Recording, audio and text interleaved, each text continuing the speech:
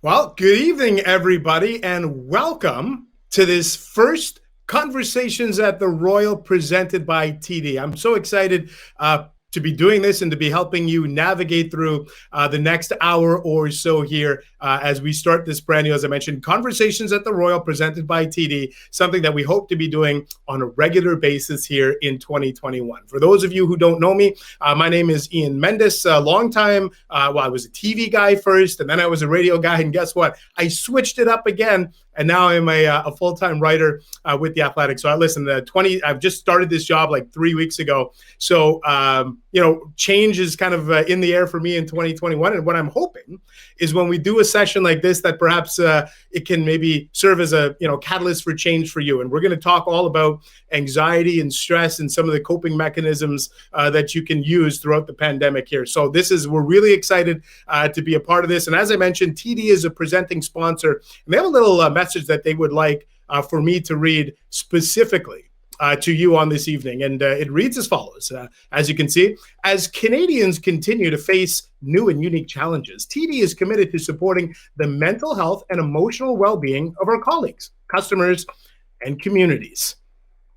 That's why we're so proud to be presenting sponsors of Conversations at the Royal, a speaker series that is bringing critical mental health tools, resources, and care to people in need. Undoubtedly, this focus has never been more important as we navigate through these difficult times. And it's really important that we take a moment. I thank you to TD for doing this, because without corporate support from places like TD, we couldn't do events like this. So thank you very much to TD for stepping up and helping support this evening. And I think for a lot of you, if you're on social media, you would have seen your feeds flooded today with the hashtag Bell Let's Talk. And I think it's a perfect day for us to be doing this because I think it's a day where mental health talk is at the forefront. So for a lot of you who have, I think we've all used Zoom, and we've used FaceTime, and we've used Google Hangouts, and we've used Microsoft Teams. This is the first time I've ever used this platform, which is Brand Live. And I think for a lot of you on this, you're like, what is this? What is going on? Don't worry. It's super easy, super intuitive, super user-friendly. Couple of things to point out for you here just before we start the formal portion of this evening. And the first thing is, if you're finding your video lagging at any point, audio is off, it's lagging, the video is stalling, all you're going to do is hit refresh, okay? You don't have to exit anything. Just hit refresh. For a lot of you, that's just the F5 button. Just go ahead and refresh it. You're good to go. At the end of this tonight, one of the best elements for us is the kind of the interactive connectivity. Like this is live as it's happening here on Thursday evening, and we want you to feel like you're a part of this. So up at the top right of your screen, you're going to see a little you're going to see a chat function on your screen. If you have a question that you want to ask to Dr. Lau, Dr. Tim Lau, who again is going to be sharing his expert strategies here on coping with all of the things that we're dealing with, fire in a question there, and at the end, I'm going to help moderate that. So we're hoping that wherever you're tuning in from on this Thursday, whether it's right here in Ottawa, somewhere in Ontario, or anywhere in Canada, we invite you to connect with us. Hit us up with a chat with a specific question, and we will try our best to get to that. And I think, this has been a challenging year. I don't need to go through the reasons why the last 10 months have been challenging. I'm going to just take a moment and focus on the positives of what the last 10 months have done, which is, I think it's fostered a better dialogue for empathy, and I think it's fostered a better dialogue for conversations like this. Everybody can now understand how difficult things can be when you don't have outlets, when you don't have friends to connect with or colleagues to see. We're all kind of in a similar situation right now. And I think that's what's really important, having events like this to help you feel connected, to make you feel like you're not alone. That's the whole key. That's what we're going to be trying to do with these Conversations at the Royal presented by TD. As we continue on here, I want to just, as I mentioned, we're going to be hearing from Dr. Lau in a second, but I'd like to bring in Joanne Bezubets, who's the president and the CEO of the Royal, to share a few words. Joanne, over to you. Thank you very much, Ian. And I'm so excited to be here with all of you tonight. This is live, this is new, and this is to kick off our virtual Conversations at the Royal series. Mental health is an essential element of our well-being.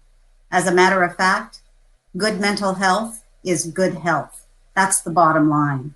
This is something our society has grown to understand much more clearly over the past decade, and in particular over the past year, as we've been dealing with the challenges of the pandemic. The pandemic has really highlighted how important it is to focus on our mental wellness. This means different things for different people. For me, it means keeping my activity routine as much as possible, but it's also highlighted the importance of sleep. So for me, that's been a big change to realize that I need a little more sleep than what I previously thought. It makes the big difference the next day if I have a great sleep or if I'm not sleeping well. I've really noticed that. Even though we probably all know how important our mental wellness is, it can still be difficult to figure out how to stay well amidst the stress and challenges that weigh on us. I hope that tonight we can help you a little bit with that. Talking about mental health and substance use requires courage and sometimes a little bit of help, and that's how we come in. Over the past year, the Royal has conducted broad consultations with organizations and individuals across our community to help us develop a new strategy to shape the future of mental health care. One of the key things that emerged in those discussions was the importance of hope. Hope is what keeps us going. Hope is that light that can help people through the darkest times. That's why I'm very excited to introduce our speaker tonight. It's almost impossible to walk away from a conversation with this individual without feeling more hopeful than you did at the start. It gives me great pride to welcome Dr. Tim Lau. Dr. Lau is a graduate of the University of Ottawa Medical School and completed his residency in psychiatry and fellowship in geriatric psychiatry at the University of Ottawa. He's a former undergraduate and postgraduate program director for the Department of Psychiatry, as well as a distinguished teacher at the Faculty of Medicine. Dr. Lau is an advocate for mental health and, drawing on his experience as a psychiatrist, a husband, and a father of 6, he's a sought-after speaker on the subject of happiness and parenting. He has given talks on these subjects across the country, and we're very excited to be able to share his expertise with you tonight. Thank you, Dr. Lau, for joining us tonight, and we look forward to learning some resiliency tips from you. Thank you so much, Joanne, for the kind words. I sincerely hope you're right. I do want to spread a message of hope, and I do think that makes all the difference in life. So I'd like to begin our conversation with a story. And it's a story I think that many of us can resonate with because parts of it are things I think we all live through. So Louise is a 41-year-old mother of 3. Her children are 2, 8, and 17. She's a full-time teacher. Her husband, John, works as a consultant for the federal government. And she does have a mother who also lives in long-term care.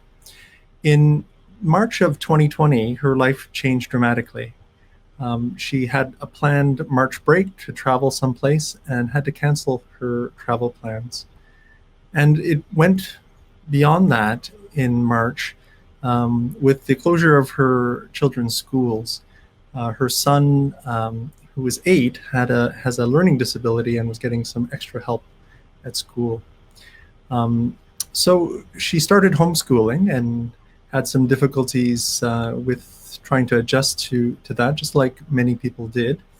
And the part of her mother being in long-term care became particularly a stress for her because her mother ended up developing COVID, and the facility itself went into outbreak. And it got to the point where she was unable to visit her mother. And also, at one point, she was unable to even reach anyone in the home. Thankfully, things did get better because there were staff that helped out from the hospitals in the home, and eventually she was able to speak to her again. And in the fall of 2020, the schools reopened, so things did seem to get better, and life started seeming like it was getting back to normal, but then the lockdowns began again. And the sleep problem she had during the first round became much worse the second.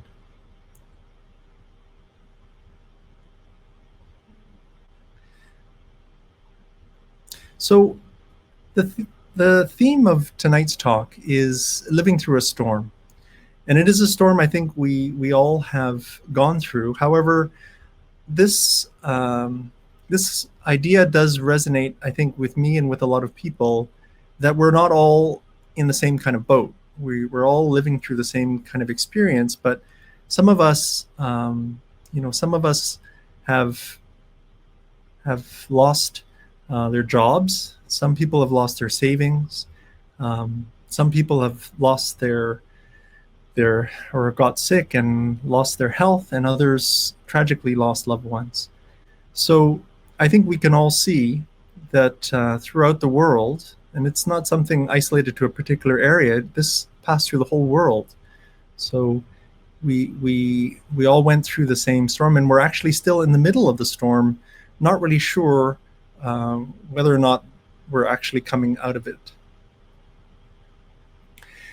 So I do like this idea that you can't calm the storm, so stop trying. What you can do is calm yourself. The storm will pass. And this is a concept that is seen in various philosophical traditions, whether or not it's divine providence or abandonment, or the Greek concept of Stoic ataraxia, which can be translated to mean tranquility. This is a concept, I think, that since the beginning of recorded history, people realized that in the face of tremendous pressure and circumstances and stress, it is possible to realize that the thing that you can control is the way that you respond to that stress. So even in the face of a terrible circumstance, it is in many ways the way that you perceive the circumstance and the way you judge it that makes all the difference. As Seneca once said, sometimes it takes great courage just to live.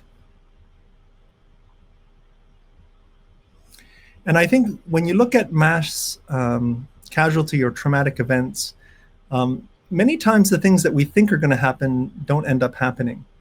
We thought that that after the Twin Towers fell, that the mental health needs of the people in New York City would be much worse, and they ended up scaling up mental health services for the people that were there, and they were surprised to see that they didn't end up needing it. In fact, suicide rates in New York City went down.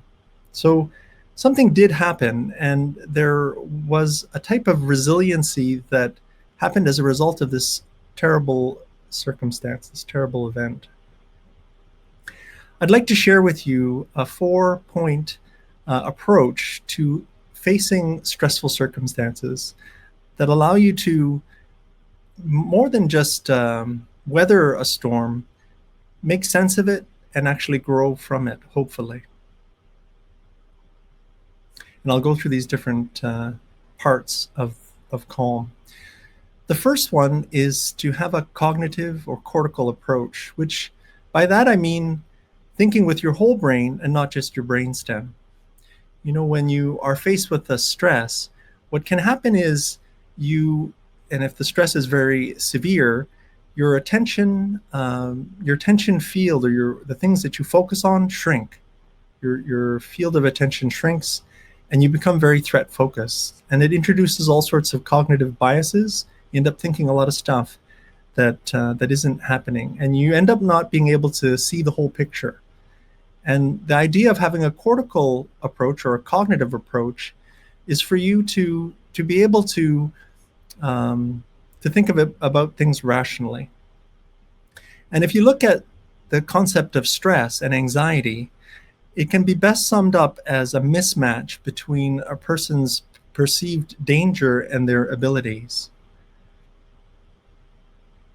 Now, if you increase a person's abilities, or you decrease or overcome a rational fear, eventually when these two things match up, you will have manageable anxiety. And that is what I have experienced with working with patients, is when they can realize that they can cope, even if they do have anxiety, that's when they have mastered it. It's not when the anxiety disappears, it's when they realize that their ability to cope is superior or equal to the threat that they face or the fear that they have. I like this quote, and I have used it many times with patients, and I think it makes sense. It says, "I've lived a terrible life, most of which never happened." And I think we tend to do that. We tend to imagine the worst things happening, and we end up suffering as a result of thinking that the worst things actually are going to happen. So one of the first steps of the cognitive approach is to look at the facts.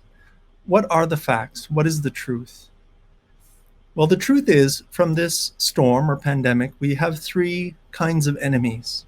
The first enemy was the virus itself, and it was an invisible enemy, much like the fear which is enemy number two.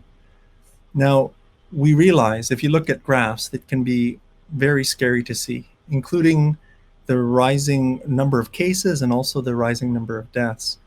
I think if you look worldwide, you can see that up to last week, about 100 million people have been infected with the virus, and it's led to about, over 2 million deaths. So it's important to know these facts when you face them. It's also important to realize that for a majority of people, this infection is mild. It's more for the people who are vulnerable where the fatality is much higher.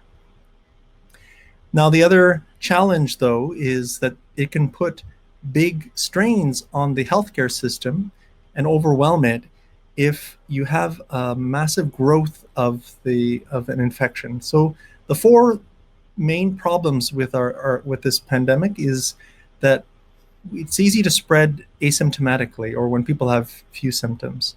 There's also a variable rate of transmission, so it's kind of hard to predict how it is spread. It also has a fairly high attack rate, meaning a large proportion of the population end up having it. And that's where the problem with the healthcare system becoming potentially overwhelmed, that's where the stresses for a lot of people are. The worry that we could become overwhelmed, just like it happened in New York City and Italy. And the fourth worry that people have now are the mutations. The mutations are leading to concerns about faster transmission and how that might affect vaccines.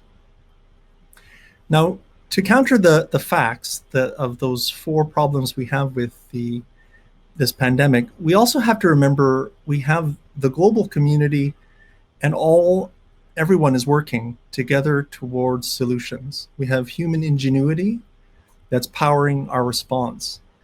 And never before have we ever had a novel pathogen and a vaccine that was delivered within a year. This is an unheard of thing. So I think we need to marvel at how science has developed. And the type of vaccine is very interesting because of the technology. It makes use of mRNA, which means that it's highly adjustable and scalable. So if we have to adjust the vaccines, it's a lot easier than introducing it into adenovirus vectors. The second enemy is fear, anxiety, and depression. So the psychological effects from this virus. And we knew that right from the spring of 2020, there was a tremendous effect of the virus itself across the world. If you look at Gallup polls, they realized that actually mental health was already on the decline, and it reached a significant low in 2020.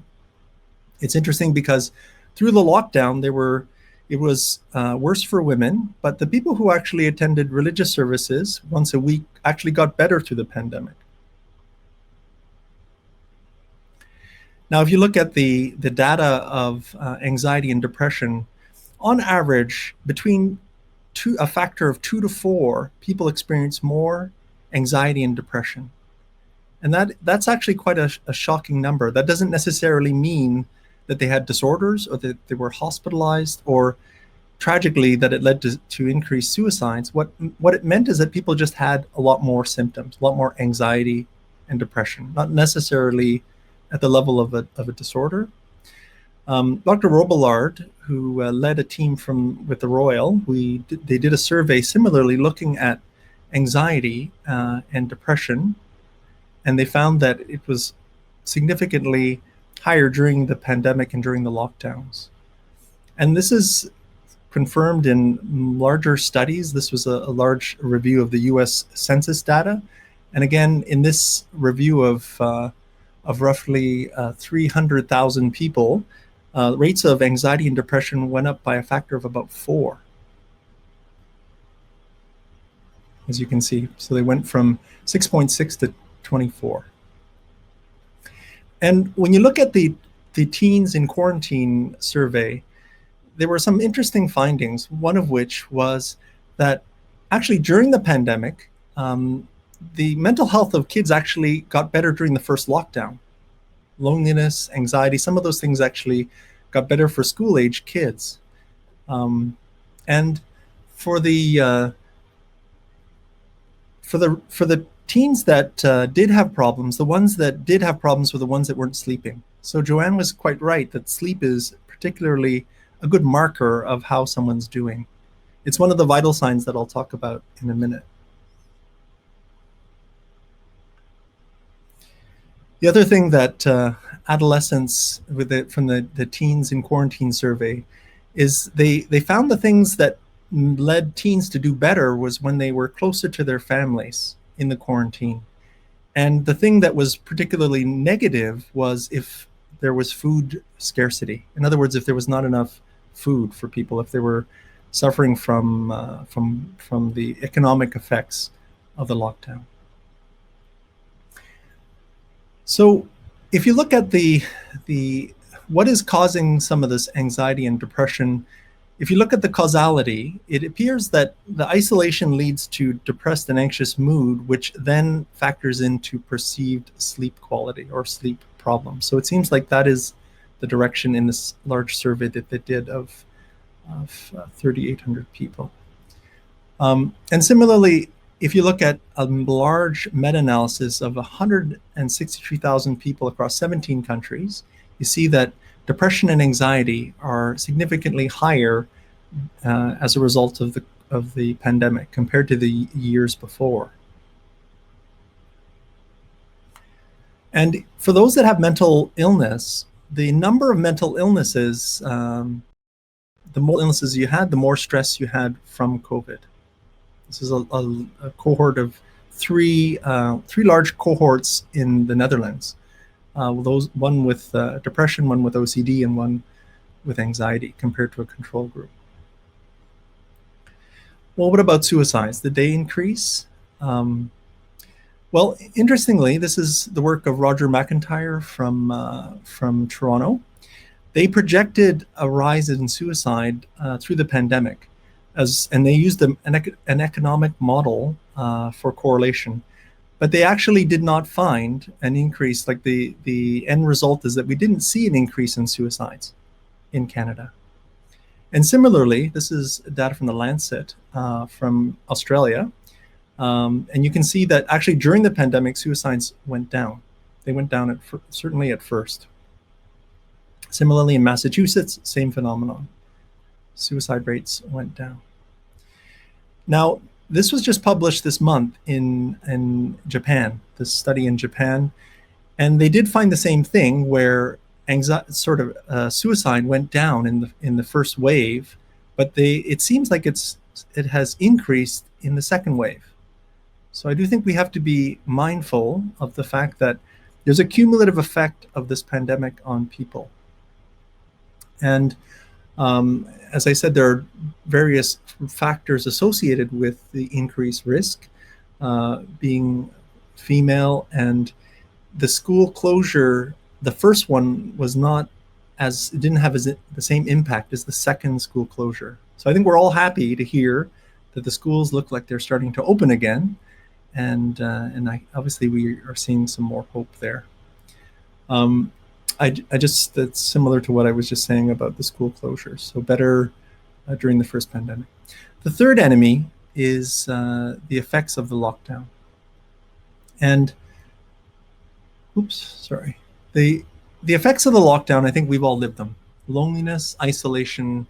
I think we worry about our vulnerable family members, the elderly,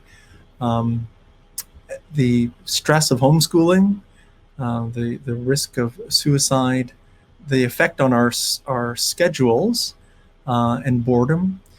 The two hallmarks of our civilization that tend to help us are relationships and contact with people and schedules. And that's something that the lockdowns really have impacted. We're not seeing people in person anymore. We're not touching people. We're not seeing them face to face. And that's had a big impact. There's also uncertainty and fear, and certain populations are particularly at risk, including those living in congregate living settings like the people in nursing homes or in prisons or the homeless. And I mentioned also the psychological effect on the psychology, and the economic impact, and the worry about domestic violence because people are in closer proximity without any way out. So those are the facts. Now, you can argue that stress doesn't come from the facts, but the meaning we give to the facts. It's our judgment we apply to the facts themselves, the experience we are in. And that's the first part to calm, is to realize that there are things that are happening that you don't control. And the A part of calm is to be aware. And one of the things that you can do is to take your own mental health vitals. Look at how you are sleeping, what's your tension level, whether or not you're irritable, what your appetite is like, whether or not you've lost your sense of hope or your sense of humor. This is from the Canadian Medical Association, this guide of trying to take your temperature. Whether or not you're calm, relaxed, or content, as opposed to becoming worried, irritable, sad, or fearful, feeling shame or humiliation or hopelessness, as opposed to where it becomes even more severe, terror, numbness, despair, and anger. And the idea is when you're sort of drowning or below water and you're struggling, you need help. Sometimes moving more when you're drowning makes you drown faster, so you need to reach out. And that's what Bell Let's Talk is all about, is reaching out and connecting with people to realize you're not alone, as Ian said. And how can you get help? Now, help might take the form of friendships, and this would be maybe more in the area of yellow and orange. It could be peer supports, people that you work with or in the same kind of work environment you're in. But you may need more professional help if things get severe. And for those in healthcare, I think many of us realize that there is an added level of stress in worrying about not just contracting the virus, but spreading it to your families, and worrying about also the moral distress of feeling like you're not doing a good job and letting people down. So this is a stress a lot of healthcare providers worry about. When they call in sick, does someone die because they're not doing their work? This is an added level of stress. And it was made obvious by the sad story of Dr. Karine Dion, the emerged doc from Granby who suicided on January 3rd. I was looking through some of the communications from her family, and many of them, the friends that she talked to, they had wished that they could have told her how much they loved her and how much they needed her. Because I think for her, what really made things hard, the first wave was hard, and she wasn't able to work, and then she took some time off, but then came back to work too early. And she experienced a lot of guilt not being able to work effectively. And this is a particular stress for those in healthcare. I think it's important for us to have awareness of how both we are and what help we might need. but also to realize that when you are aware of your situation, it's much easier to move forward. Oops, sorry. It's a bit of a delay with this platform. So it's important for us in moving forward to be aware, because it's possible then to accept some things. Once you're aware of something, then you can accept it. You can accept what is, let go of what was, and take control of your response and what will be. The Stoics very much influenced the work of Viktor Frankl and logotherapy, and I'll talk about that in a minute. But the main thing is to realize that our circumstances, we don't choose our circumstances often, but we do choose our responses. We do make conscious choices as a result of the circumstances we're in. One of the most powerful talks I ever went to was the story of an architect who was kidnapped. And the main message he actually discovered his freedom when he was imprisoned in a 6x9 cell, because he realized what he could control and what he couldn't control. And that was the biggest thing that improved his life, because he realized, actually going through the terrible process of spending half a year in a prison, he realized many things he said he would never have realized if that didn't happen. So despite terrible circumstances, you really can change your life by being aware of what you can control and what you can't control. And what you can control always, even in the most bleak of circumstances, is your attitude, the way you face things. As Viktor Frankl here says in Man's Search for Meaning, you can take everything away from a person but one last thing: the way you choose your end, or the way you choose to live and accept or not accept what's happening. And that is, I said, the one of the underlying principles of, even in the face of bleak circumstances, you can make the decision to do something for a reason, to have agency. Even when things seem to be out of control, you can decide to do something for a reason, to either accept it or to still have hope. And studies actually have shown that meaning can actually be a matter of life and death. So in these studies that I have in this presentation, if you look at levels of life purpose, you can see that your survival actually depends on your sense of purpose. And similarly, the likelihood of you being hospitalized is much higher when you have low purpose as opposed to high purpose. Similarly, this is the Rush Memory and Aging cohort. Again, about a 2 times higher risk, 90th versus 10th percentile in terms of purpose in life. So, and where it comes to COVID, this has also been studied. This is a cohort from Germany, and they found in about 1,500 people the same correlation. Higher crisis of meaning, the higher the impact of COVID on depressive and anxious symptoms. So awareness can make you change your life because you are able to put a purpose to things. Why am I doing this? You choose to do something that gives you control over your circumstances. And when we look at the pandemic and we see the sacrifices everyone is making, we realize that this is the opposite of Darwinian evolution. This is a survival of the non-fittest. We are doing this for the people who are vulnerable. And I think that's a beautiful thing. It's a kind of solidarity that as a world we can embrace and realize we're thinking about the people who are vulnerable. And maybe this pandemic will help us value these people that we have lost. As Tony Robbins says, people don't value what they don't fight for. And we're fighting for these people right now.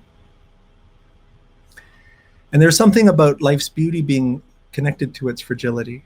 As we lose these lives, they take on a special beauty and preciousness because of what is lost. And meaning also can be derived from the fact that all of the discomfort we feel, the reason why it hurts, or the reason why we have discomfort is because it matters. These people's lives matter. And it can lead to a meaningful life because we can realize that people matter. The L is leaning into the positive. So the cultural icon Maya Angelou once said that the important thing of facing challenges is to end up knowing who you are and what you can rise from. And this is something I think we can all recognize, is that we're not going to be the same people that we were when the pandemic started. Every single one of us. We have learned many things in going through this. And it is important for us to refuse to be defined by our tragedies or our circumstances. You know, we are not, and people who go through terrible circumstances and accidents, they are able to realize that the circumstances don't define their lives. In fact, for many of them, they realize what they have, what they had, but also what's good still, and the advantages of what's happened, and to have to put things in perspective and to realize what they are grateful for. And that's, if you watch various TED Talks, you'll see that. And I've seen this in patients too. The people that are resilient and bounce back are the ones that are able to have that kind of focus, where they are able to see what's still good. There is one of these talks where the person says, I'd like you to imagine 3 ways in which your life could be worse. If you do that right now, you realize that's an inverse way of looking at what you're grateful for.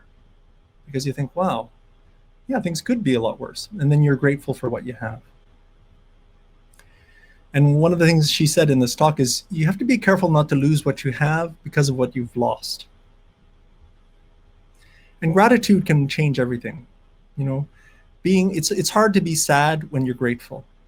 And it changes our perspective on things if we're able to just sit back and to be thankful. There are studies looking at happiness where just journaling or writing down 3 things that make you happy every week for 6 weeks, people are always happier at the end of it.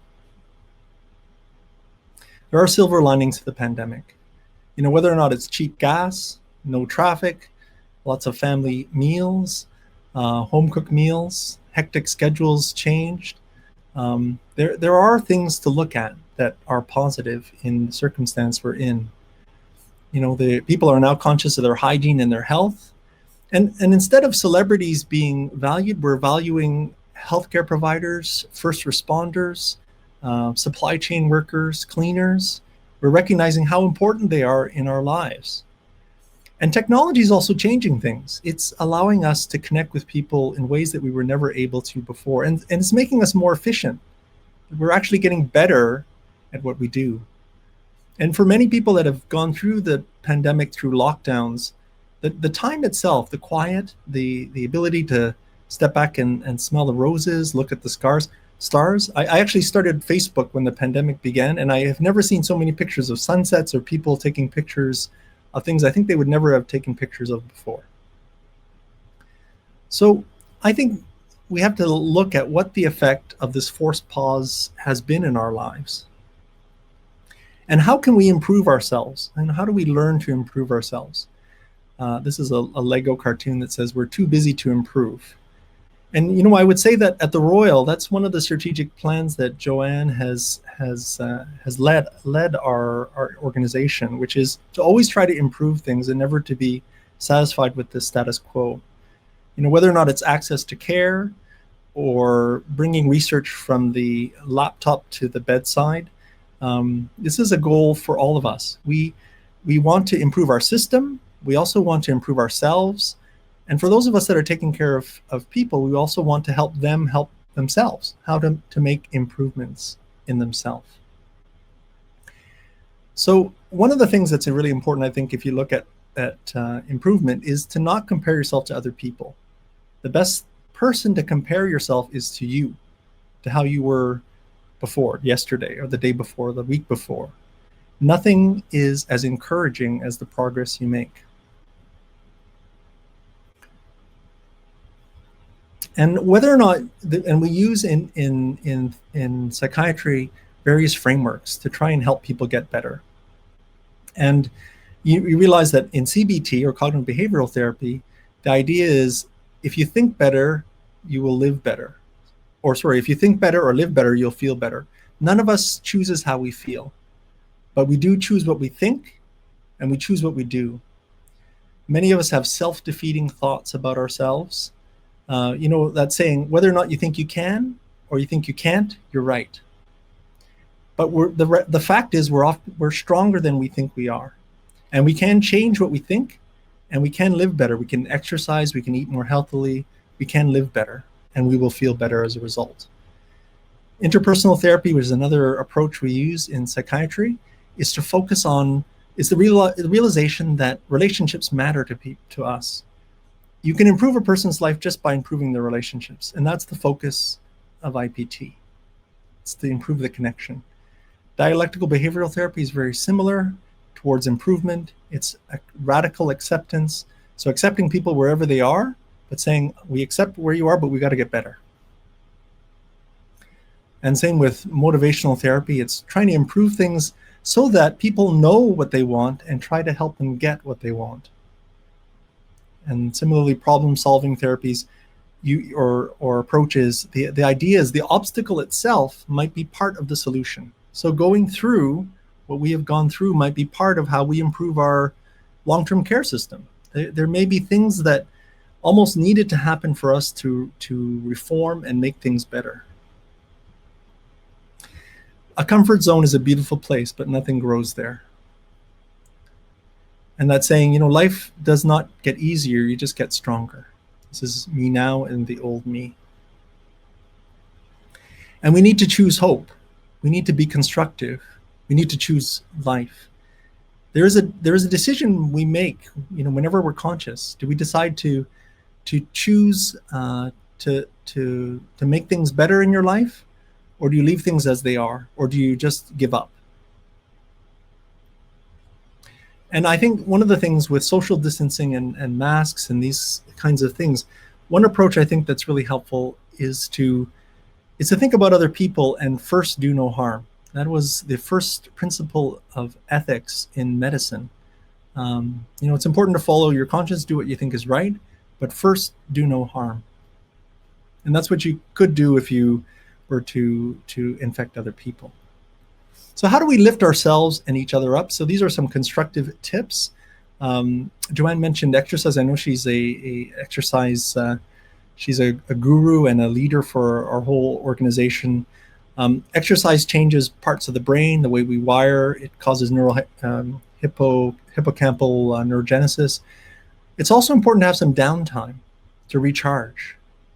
Meditating, praying, and contemplating are really important. That's that step of being aware of what you can control and what you can't. But you also have to couple that to changes in your life to make things better. But one of the things that makes life better is play. Who says that, I look at my kids and they play. Who says that it just has to be for kids? We need to be able to play and to have a sense of humor. So for those of you that have wondered whether or not laughter is the best medicine, there actually was a study that looked at the elderly and found that if they were exposed to stand-up comedians, their levels of blood pressure, their serotonin levels, they checked serum serotonin levels, they measured stress in their noradrenaline metabolites in their saliva. It all went down when they had laugh therapy. So try to laugh. And I think jokes connect us. They embrace us. When you make someone laugh, you're not just being funny, you are an inducer of hope. You embrace strangers, you eradicate hopelessness, you are physicians and peacemakers. I like this cartoon. Husky, Collie, Beagle, Afghan, Poodle, Pug, your hindsight is 2020. And I think that concept of 2020 vision has been overused as a metaphor, but I think 2020 really has opened our eyes. I mean, one of the things that it opened my eyes is that stress can really make us stupid. This is the 4 horsemen of the apocalypse, and one of them is carrying toilet paper. If you guys want to watch a really funny series, look at Julie Nolke's YouTube videos on herself talking to herself in the pandemic. There are 4 parts to it. It's really funny. So humor opens us up. It obliges us to have empathy towards other people. Humor forgives. Laughter connects us. And we need to be there for one another. I think friendships, peer supports, counselors are examples of how we can be there for one another. And the idea of talking and having it out in the open is really important too. Because if we share the hardship together, we can learn all be kinder, braver, and more resilient. And each day, we are closer to the end of this pandemic. And that's something we have to keep telling ourselves. And we can convert stress into humor, resilience, curiosity, awareness, and acceptance. And that's the end. All right, Dr. Lau. Well, thank you very much for that. And you know what I really appreciated about your presentation is, and I love that you ended with a couple of humorous slides there. I think it was really uplifting. It was really positive. It was like, how do we take a positive approach to this? And yet it was positive and practical. And I think you actually said it on, you were a guest on our radio station at some point in the pandemic, all the months blend together. But that comment you made about we're all in the same storm in different boats is something that has stuck with me for months and months. I think it's a wonderful metaphor, isn't it? Especially if we're somebody who maybe it's been, quote unquote, smooth sailing, and you're in this 100-foot yacht and you're not having a problem. It's a great opportunity to reach out to somebody who might be in the little tugboat, in the little dinghy that's having a hard time.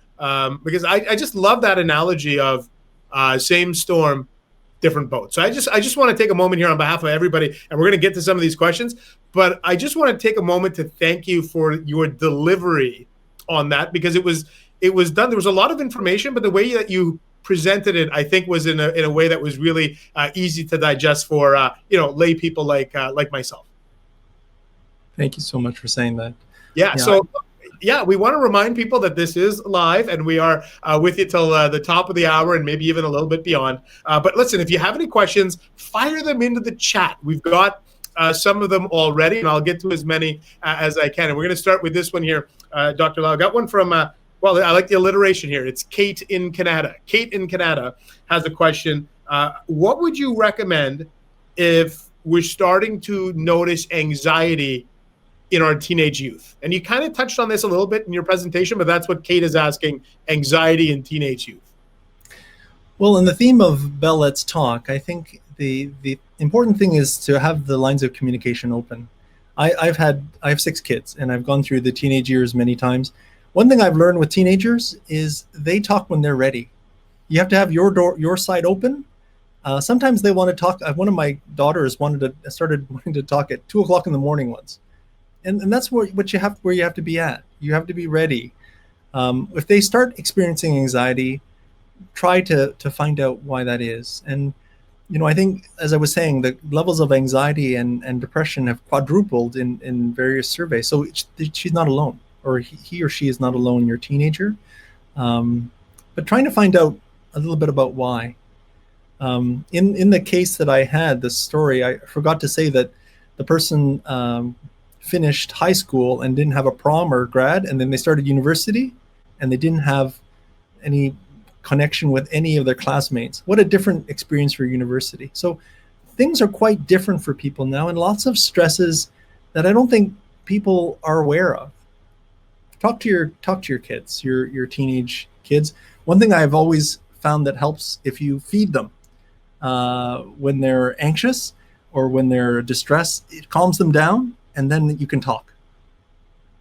That's a great piece of advice for teenagers, for sure. The feeding them is a great practical tool. So I'm just going to continue to read these again. Fire them into the chat box. We would love to take the moment, and we want to leave you with the sense of connectivity here. Understand you have access to somebody like Dr. Lau here, and by all means, take advantage of it here. So I'm going to move ahead to another question here. This one comes in.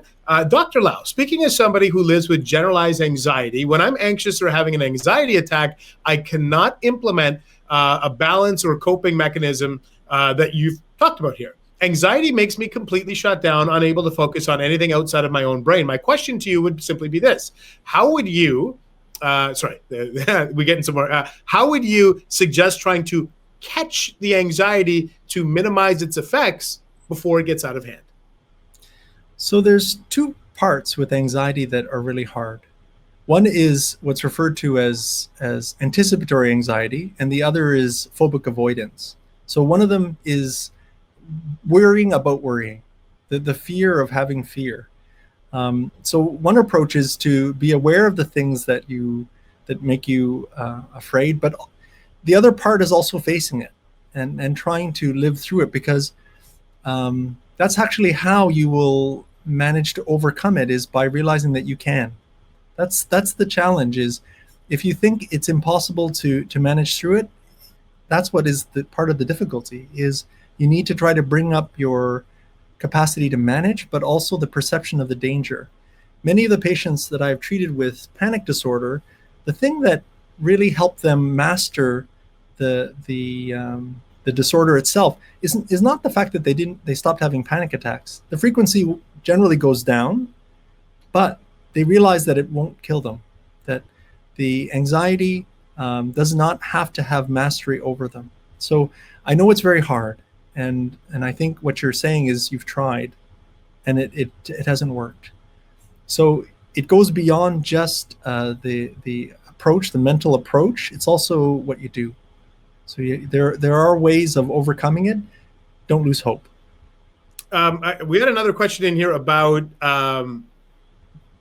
during the pandemic, it is really hard to try and connect with professionals like yourself face to face. So what is your advice about connecting with people virtually? Is there still a benefit in connecting with, whether it's medical professionals, mental health professionals, in a virtual way? Is that as effective as the traditional face-to-face meetings?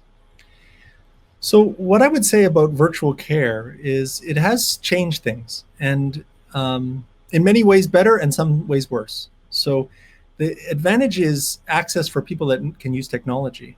It also reduces barriers. One of the patients that I saw said he could never have stepped foot into the hospital because he's too anxious. So with the technology, you can reduce a barrier there, because it's easier to turn off your screen if it's too much. But for a lot of people, they don't have computers, or they don't know how to use technology. So it's a plus and a minus. The C-prompt clinic that our hospital has, or the prompt clinic that's now starting, was just that. It's an idea to make use of technology and to innovate, to make things better for the care of our patients.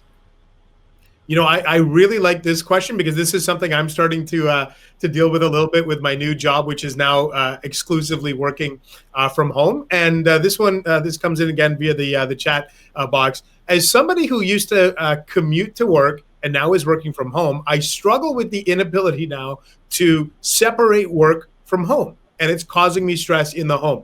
Dr. Lau, what strategies do you suggest for me to build in a way to separate my work life and my home life, even though I'm working from home?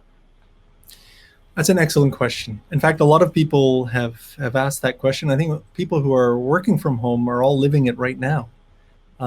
How do you separate? It seems like an unending series of Saturdays when you don't necessarily wake up at the same time, you don't have a schedule, and that's really hard. So how do you do that? Well, one thing is to try to put some structure to your day. So you wake up at the same time, go to sleep at the same time, so your sleep becomes more regulated, and that's really important. Like, sleep is an important piece. Putting some limits to your work. A lot of us, and people in healthcare are particularly bad. A lot of them end up working into the evenings, and virtual care and EMRs make it possible for people to end up charting at 12 o'clock at night. This is a hard thing. So how do you have to set the limits yourself? Turn off, but give yourself some time, some quiet time. That's turn off your phones, your technology, your work. Give yourself some downtime. We all need it. I think for a lot of people, a lot of people are running on adrenaline. You need to have some time to step back, some time to be aware. We have lots of questions coming into the inbox here. Keep them coming in. We'll try to get to as many with Dr. Lau as possible. This one comes into the inbox. Dr. Lau, what are some of the strategies and thoughts for supporting yourself, but also trying to support other people who feel like they're struggling during the pandemic? It feels like a lot, and it's hard to balance to take care of yourself, Dr. Lau, but also maybe a family member, a friend, a coworker who's also struggling, when sometimes it's hard just to kind of get ourselves out of bed, up and running. Well, that's that A part of the calm, is to be aware where you're at. I do think, though, like when you share things, there's a Swedish proverb that says, shared joy is double joy and shared sorrow is half sorrow. So when you have a friend that you share something with, it becomes less because you've said it. And that's the whole thing of the Bell Let's Talk. When you get it out, you're not alone anymore.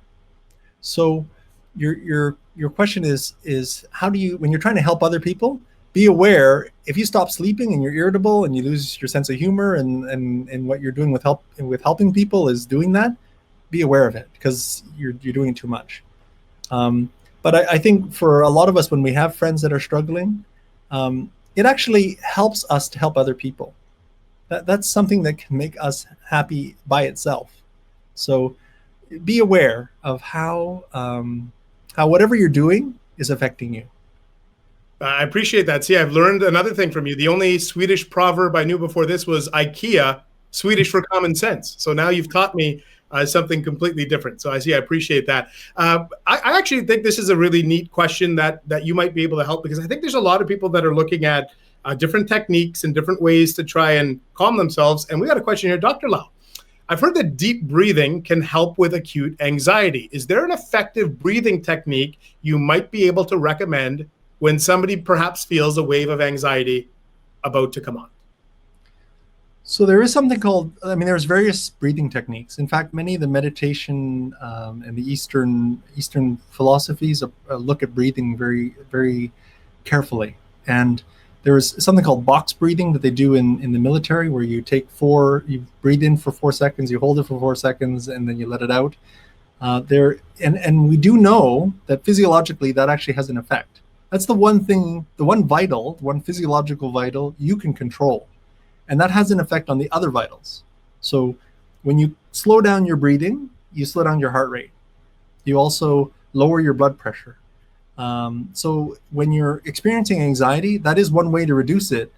And that's one of the things you can control. That breathing part is the thing you can control. So that is a very good question.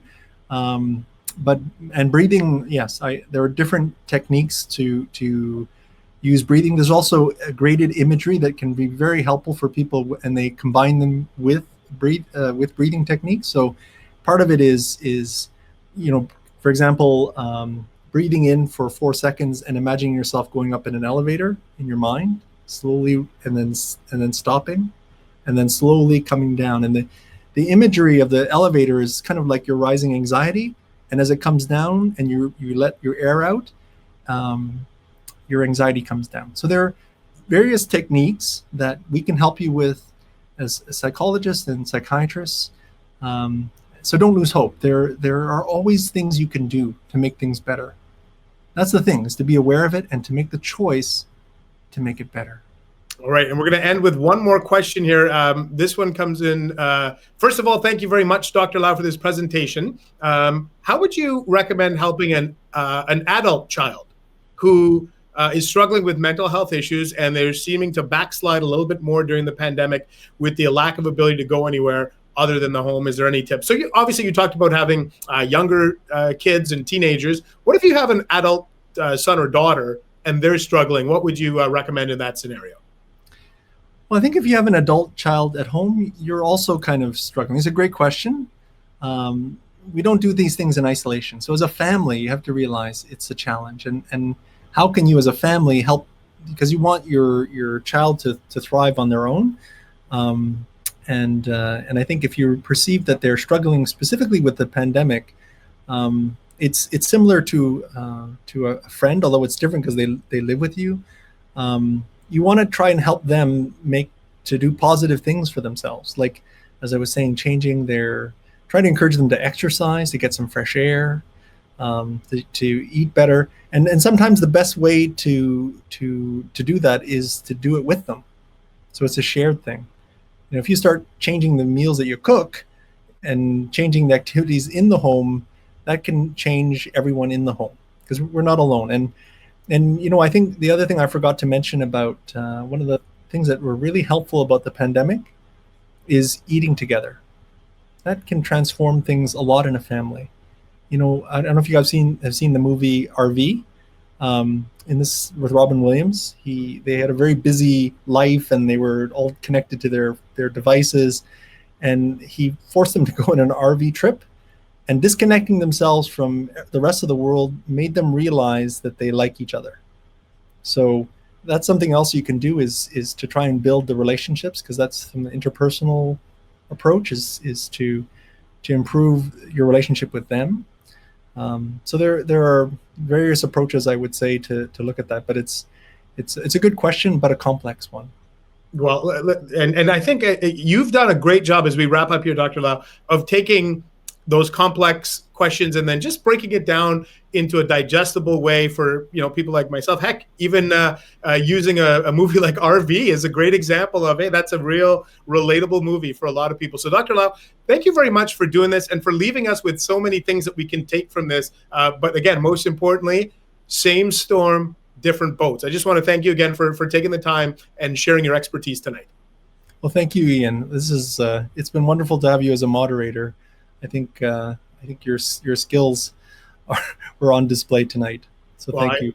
I appreciate that, but you make it easy, and certainly the team at the Royal makes it easy. And again, would like to thank TD again for being a sponsor and making this a night possible. And we'd like to do this again coming up next month. And we want to remind you that we will have our next conversation at the Royal presented by TD coming up next month. And we're going to be talking about youth mental health. So if that is an area that impacts you, by all means, we would like to invite you for that. So keep an eye out on your in your inbox for the invitation for that. Thank you again for taking some time out of your busy Thursday on this Bell Let's Talk Day to connect with us here. Have a wonderful night, and we'll get you again next month.